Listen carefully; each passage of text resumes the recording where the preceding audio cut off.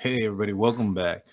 What we're going to be doing today is a brief summary, a condensed version of what we talked about last night on our live with myself and Big Blue, referencing some of the new footage that's been out there from the Linda Lane apartment complex that everybody's been talking about and watching. Um, I'm going to give you guys the condensed version. I know a lot of you guys don't want to sit through the entire hour and a half or whatever. And so, without further ado, let's get into the content. So, uh, yesterday we spoke about this footage. I think it's important to re-elaborate where this footage is from. It is from this apartment complex right here off of Linda Lane. But this apartment complex has a camera that looks over into these brown brick apartment complexes, buildings that are between the Linda Lane apartment complex and the victim's residence. Uh, this camera catches footage into that parking lot. And in this parking lot, you can see a white sedan that looks very similar to a white Elantra. I mean, based on this footage, I'll be honest with you, you can't tell 100% whether it's an Elantra or Sentra or Sonata, Corolla. I mean, it could be a one of a many different type of vehicles. However, the probable cause affidavit states that the footage is from multiple videos obtained from the King Road neighborhood showing multiple sightings of the vehicle. And so this isn't the only, right? In here, actually, they speak a little bit later referencing a 3-point turnaround that happens at the intersection of King and Queen, which is right here at this intersection. And you have this residence here, which we suspect is, well, we know is this residence, who we know had a camera pointing in that direction. So we can kind of assume there that this is the camera that caught that 3-point turn. So there's going to be some pretty good footage of that vehicle, and this camera is going to catch a pretty good glimpse of what that vehicle looked like. Now, coming from the vehicle's point of view, driving up the street, as you can see, that residence is slightly elevated, and so I think this kind of debunks the rumor about a sunroof. Let's just use some logic here. This footage would have captured that, and they would have known. So, one, we're either to have believed that, all the experts that looked at this vehicle, yeah, which I understand they may have gotten the year wrong. But when you look at the differences between a 2011 and a 2013 Elantra and a 2014 and 16 Elantra, they're very small, right? And on a grainy footage, those things might be too difficult to see. However, we have to remember this is a white vehicle with a dark, if this had a sunroof, it would have had a dark piece of glass over it. So are we to believe that the experts just didn't see that? And if they did, are we to believe that the prosecution is just, and law enforcement and multiple agencies that have reviewed this footage are just hoping that the defense and the alleged Bryan Kohberger, who knows his vehicle and has privilege to the evidence against him, they're just going to hope he doesn't notice the big dark piece of glass on the roof of his vehicle or on the roof of a white vehicle that looks like his. In the defense's motions, Ann Taylor puts in there that the identification of Bryan Kohberger's vehicle is highly relied upon a vehicle on Ridge Road, right, where it's at the wrong place at the wrong time, right? Don't you think that during that description of the vehicle that she was mentioning, that she would have probably put in bold capitalized letters that the vehicle closest to the residence that you guys are using against my client indicates that it has a sunroof, indicating that it's not my client? Don't you think that it should be jumping on the roof, on the tables and chairs, and Bryan Kohberger would not be in jail right now? I don't think that it's a logical explanation that there was a sunroof. I'm sorry, it just doesn't make any sense for me. But let's continue.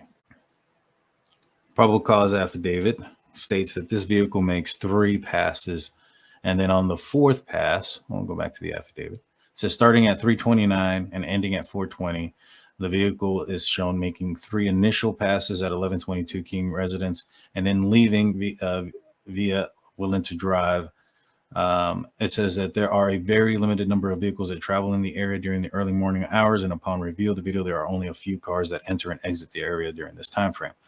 And so, what that tells me, and also kind of validates the video that is being released, is that you do see a couple of vehicles in and around that area during that time. Not very many, but a few, which is consistent with what this is saying. So, a little bit more validation to the video itself. Um, but what do we know as far as the time frame here? So it says here basically that, from 4:04 to 4:20, that this white vehicle is not being seen, right? And so we know that during that time frame, what do we know? We know that there's a camera that is 50 yards or 50 feet away from Xana Kernodle's bedroom that heard, a thud and barking and whimpering around the 4:17 mark. The affidavit states that there was a download of the victim's phones and also the roommate's phones to determine the time in which this occurred. Now, from all indications, we can assume that majority of the people that were in that house that night had gone out and drank. We know that they were out to a specific time, and they were at parties where alcohol was accessible, and or at bars where alcohol was accessible. And so we can assume that they were under the influence of at least alcohol, and they were asleep. The download of the victim's residence is when Dylan hears what she thinks is Kaylee playing with the dog at 4 o'clock in the morning. There's a good possibility that she she looked at her phone to see what time it was. And if she was asleep and, had been asleep for a couple of hours, her phone would have indicated that it was inactive for that amount of time. And that the moment that it did activate was at 4:04, 4:05, 4:10, 4:12, somewhere around that time frame, which would validate the fact of what she's saying of the time that she was awoken. And then also kind of coordinates or corroborates the evidence that we have of the sighting of the vehicle acting suspiciously, and then also the fact that it's not being seen during that time as well. So all of that is evidence pointing to that whoever's driving that vehicle is probably a good chance that he or she knows something. Like, in these videos, I highly doubt, and you can tell from the probable cause affidavit, you cannot identify Kohberger. There's no picture of his face or license plate or things of that nature that would identify who he is based off of the information in the probable cause affidavit. So, we don't know that it's Kohberger in that vehicle or not, but I'm fairly positive that we have enough information to say that there was a white four-door sedan without a sunroof in the area acting very suspiciously, and is consistent with being highly involved. And so, let's look at this video of what this vehicle is doing and what we pick up.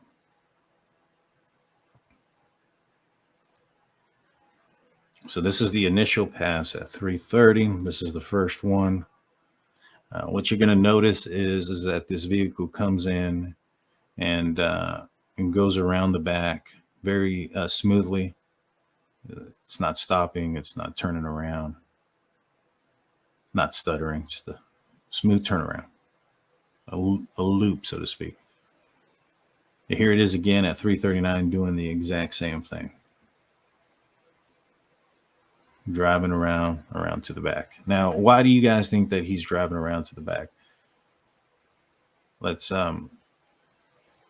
take a look at the Google Earth. So, in my opinion, if you turn here onto Queen Road, right, here in the United States, for those that are watching, overseas, our steering wheel is on the left side of the vehicle, and so as you're passing, going from left to right in front of the victim's residence, the driver would have to look through his vehicle to get a really good, clear view of the victim's residence.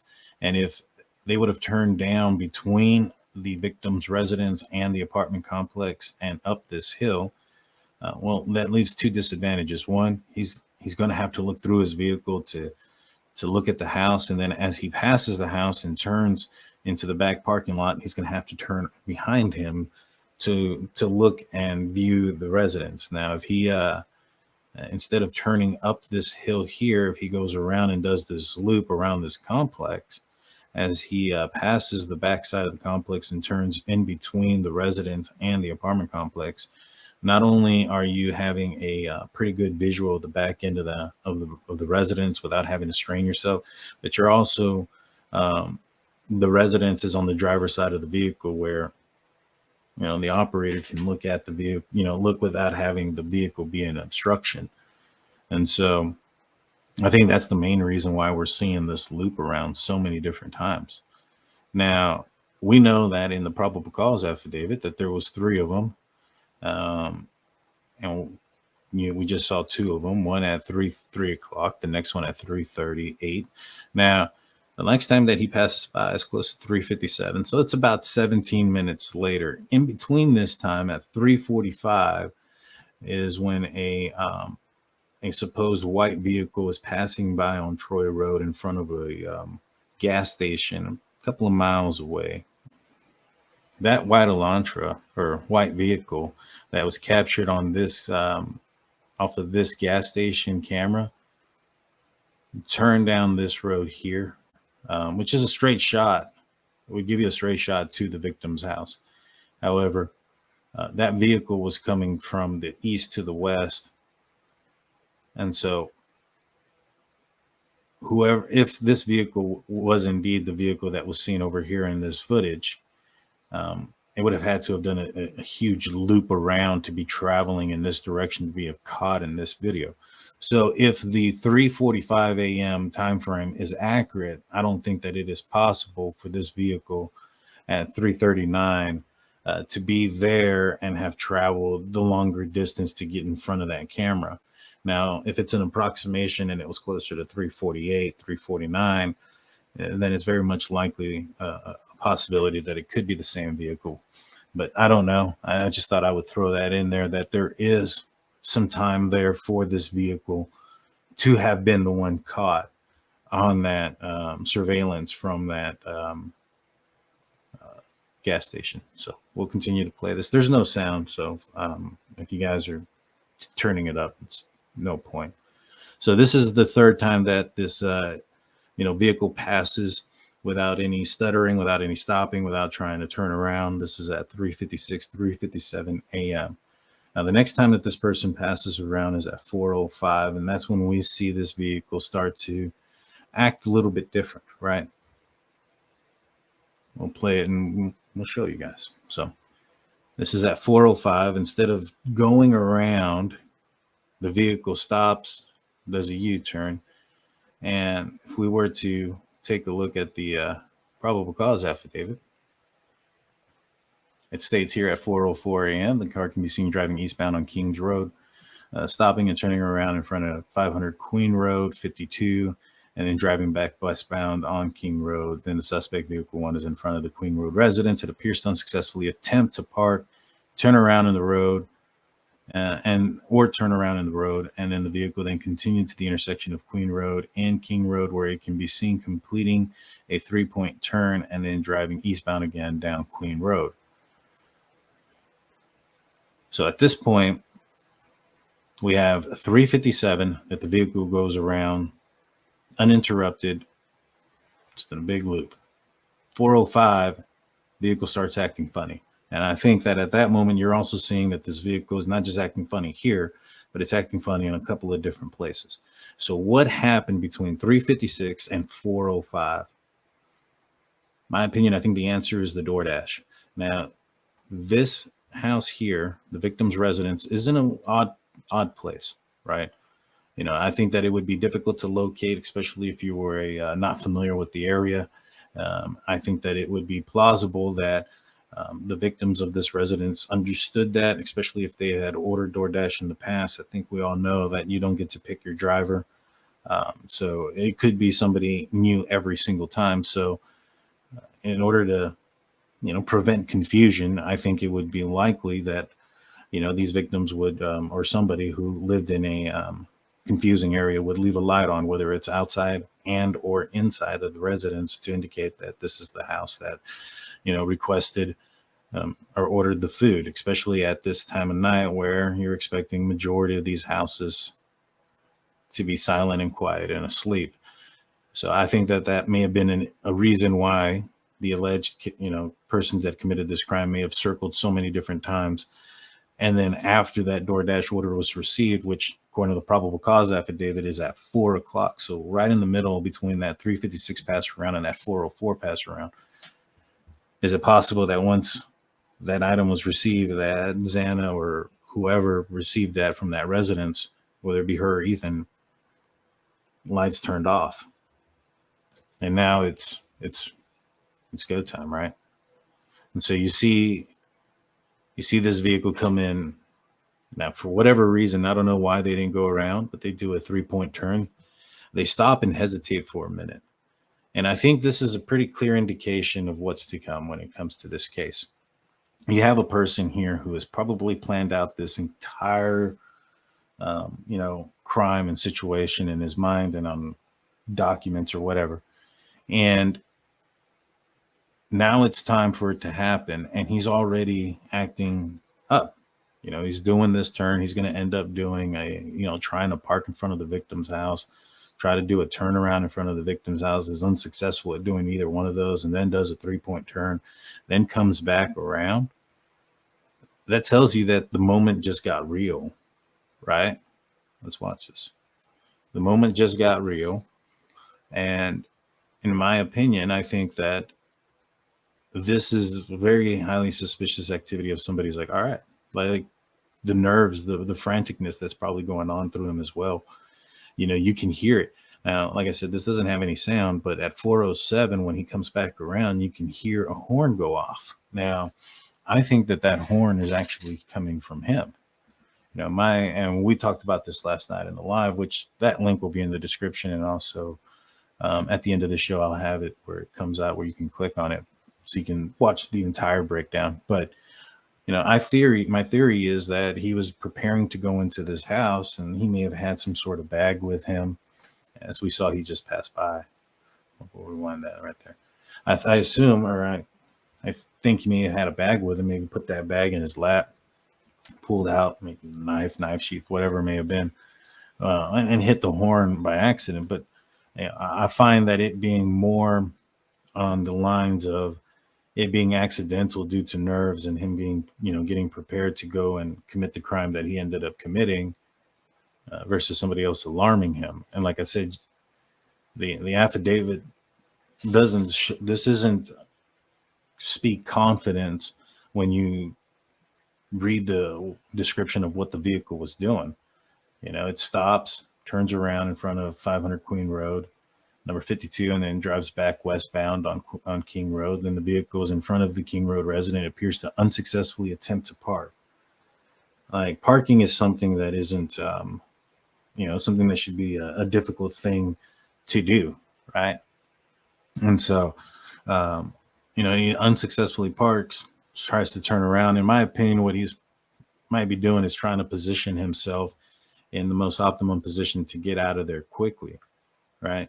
And so, what he ends up doing, in my opinion, at 4:07 by driving all the way around is position himself right here, right next to the victim's residence. So that way there's a clear path to the back of the residence, to the slide-in screen door. Now, I'm unaware if he was aware of any cameras or any of those things that may have been around here. But parking back here, it doesn't appear that there are any cameras that would have captured him getting in and out of that vehicle and walking around towards that house. And so I think and can assume that that's probably the most logical reason behind it. Now, knowing all this and how suspicious this vehicle is acting around the time of the incident leads me to believe, like, for instance, that vehicle or that boxed vehicle that's parked out there that leaves at 423 out of that apartment complex that's sitting right in this area is probably just somebody that lives there. And I think that the white Elantra is more suspicious. Now, we also have the footage of this area for the entire, from 1 o'clock to 4 o'clock or 5 o'clock. And during that entire time frame, that vehicle was parked there. Now, I know a lot of people are saying, well, it may not be involved, but there's tunnel vision. There's tunnel vision. I get that in my comments section a lot. Oh, there's tunnel vision. I don't think that is the case. Just because in the paperwork that, we're privileged as far as, the public is privileged to see, just because there's not anything in there about other suspects doesn't mean that there isn't anything about other suspects at all. And I point to this quite a bit, the Richard Allen case. In the Richard Allen case, we know that Keegan Klein and we know that Ronald Logan were highly suspected of committing that crime, yet in none of the paperwork that's been put out there for Richard Allen have we seen their names. Now, I guarantee you those names are brought up often, and that investigation is brought up often that was done against them in the discovery, which we don't have privilege to. And I think that's going to be the same situation here. And the evidence to point to that is the fact that the defense knows about a cigarette butt that the law enforcement had to secretly gather and test, right, to determine, if they were a suspect or not. So just the fact that the defense knows they know that other people were investigated. It wasn't just a closed-minded, tunnel vision investigation. Now, I know there's a lot of speculation and a lot of people are saying, well, we hear something at 1 o'clock. One, we know that the girls were at the corner club and at the grub truck until at least 1:56 or 1:45 or 1:50, and they didn't arrive home until about 1:56 per Olivia Goncalves, Kaylee's sister, who did the legwork and found all that out, right? So all the screams that you hear, at 1 o'clock or before 1:56 and things of that nature is probably just the surrounding area. We spoke about this area. It is Greek Row. It's not Greek House. Many of them are off-campus Greek houses. You have, the houses that we know. We have the victim's house. We know that neighbors' houses were also University of Idaho students that had parties. In fact, this is one of the houses that we suspect had a number of people, having a party the night before.